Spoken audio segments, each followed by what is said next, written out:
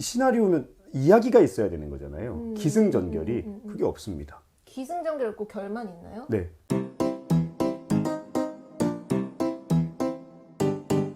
앞서서 NDC가 무엇이고 탄소 중립 시나리오는 무엇인지 이렇게 설명을 해주셨는데, 그렇다면 NDC 2030 NDC 상향안이 나왔죠? 그거의 문제점은 좀 어떤 게 있는지. 존재 자체가 문제입니다. 존재 자체를 부정하시는 거군요. 왜죠? 폐기돼야 됩니다. 온실가스 감축 목표를 왜 세우죠?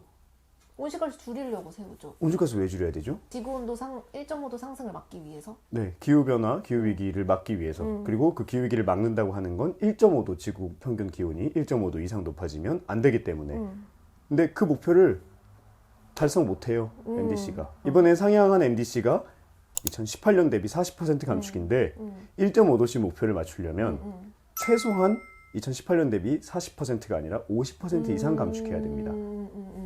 그건 어디서 나온 얘기죠? 우리가 탄소 중립을 선언한 이유는 유엔의 IPCC 1.5도 보고서 특별 보고서에서 전 세계가 2050년까지 탄소 중립을 달성해야 1.5도 목표를 달성할 수 있다라고 하는 권고가 있었기 때문이에요. 최종 목표를 우리가 인용해서 국가 목표를 세운 거죠.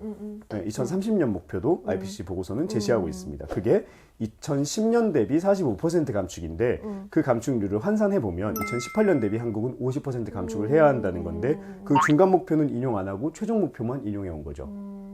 사실 2050 탄소 중립이라는 목표만 가져왔을 때는 그 사이에 좀 말씀하신 대로 중간 목표인 2030 목표도 굉장히 중요하잖아요. 네. 어떻게 그 길을 갈 것인가의 어떤 좀 로드맵이 될 텐데 그 중간 목표의 권고안은 가져오지 않았다. 네.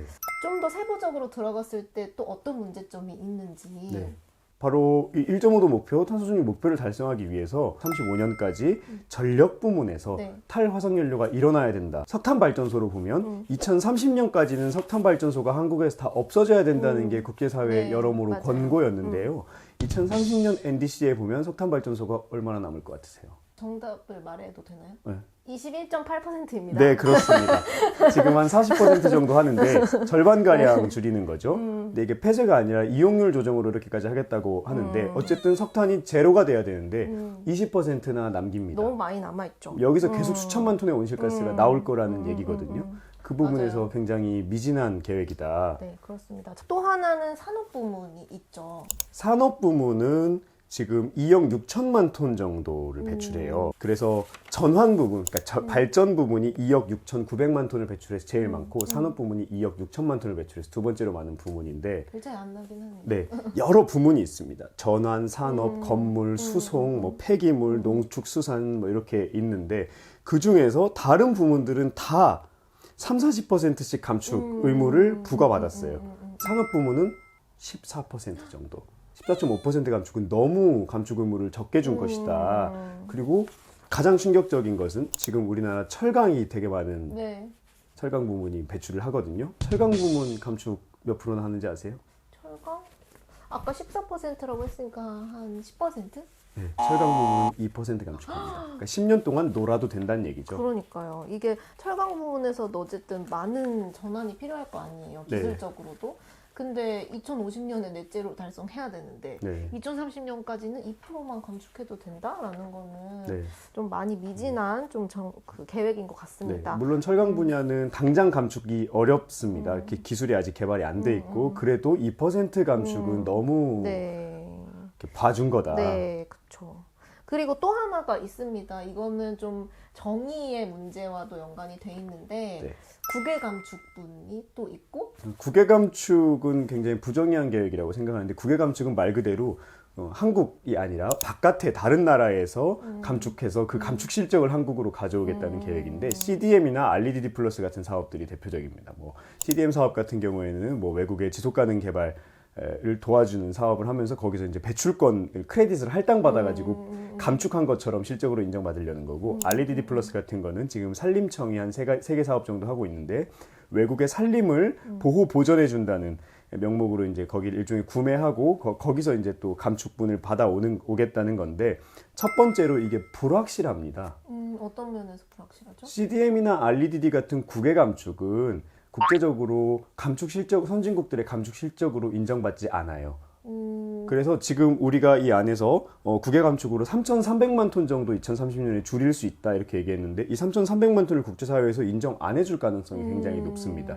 왜 국제사회에서 이 국외 감축을 인정 안 해주냐? 그건 이 국외 감축이 기후 부정의 정의롭지 못하다는 논란에 계속해서 휩싸여 있기 때문이에요.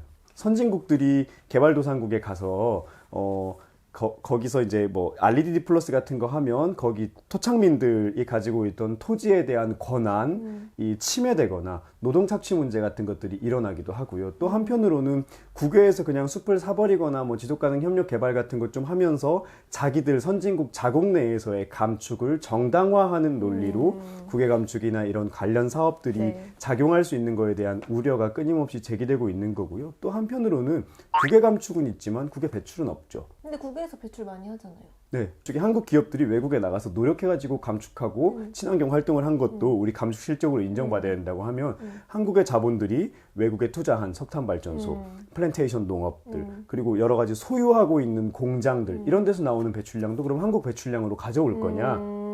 선진국들 맞아요. 절대 그렇게 안 할 거거든요. 네. 이런 게 바로 이제 기후 부정의의 문제라고 할 수 있습니다.